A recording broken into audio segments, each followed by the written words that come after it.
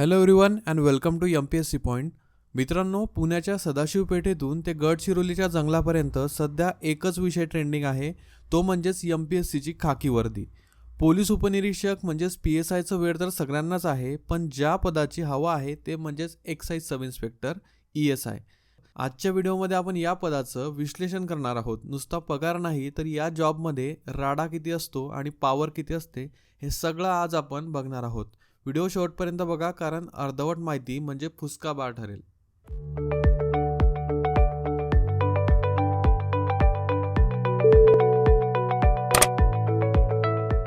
सर्वात आधी हे पद मिळवण्यासाठी तुम्ही पदवीधर म्हणजेच ग्रॅज्युएट असणं गरजेचं आहे.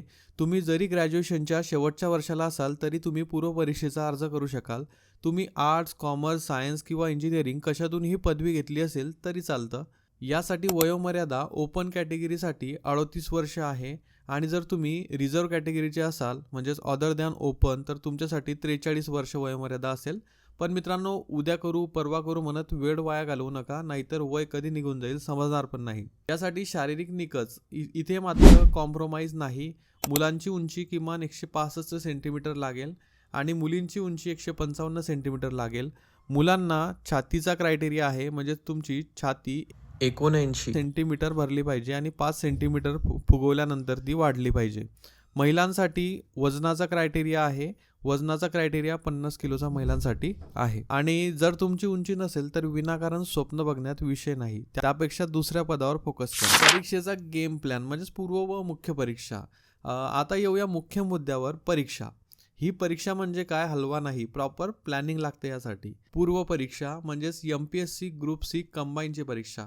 इथे स्पर्धा खूप असते. इतिहास, भूगोल, विज्ञान आणि मॅथ रिझनिंग हे विषय असतात. इथे तुम्हाला रात्रीचा दिवस करावा लागेल, तेव्हा तुम्हाला 100 गुणांची पूर्व परीक्षा जी आहे ती पास होणार आहे. पूर्व परीक्षा जे पास होतात ते मुख्यला जातात आणि मुख्यला गेल्यानंतर तिथे 2 पेपर असतात. प्रत्येक पेपर हा 200 गुणांचा असतो. एकूण 400 गुणांची तुमची मुख्य परीक्षा असते. मुख्य परीक्षामध्ये तुमचा रँक जर चांगला आला आणि जागांची संख्या त्या प्रमाणात तर तुम्हाला एक्साईज सब इन्स्पेक्टरची पोस्ट नक्की मिळेल. बघा, आता आपण कामाचं स्वरूप जाणून घेऊया. बऱ्याच जणांना वाटतं एक्साईज म्हणजे काय, फक्त ऑफिसमध्ये बसून काम असेल.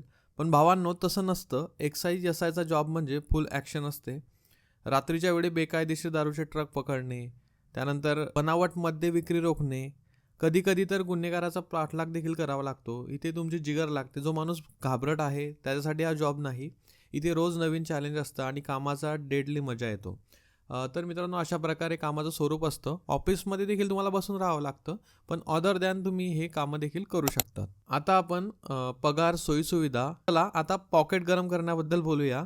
एक्साईज SIला S12 नुसार पगार मिळतो आणि हा जो पगार असतो मित्रांनो, तो 32,000 ते 1,01,600 एवढा असतो.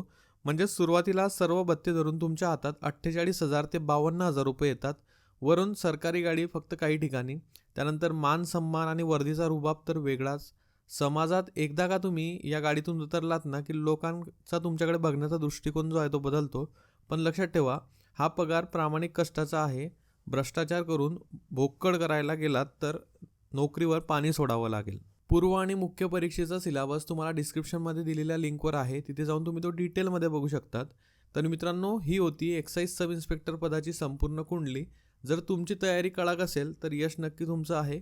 फक्त अभ्यासात सातत्य ठेवा, कारण MPSCमध्ये सातत्य नसेल तर सगळा खेळ गुंडाळला जातो. तुम्हाला कोणत्या विषयाची जर बुकलिस्ट हवी असेल तर कमेंटमध्ये नक्की सांगा.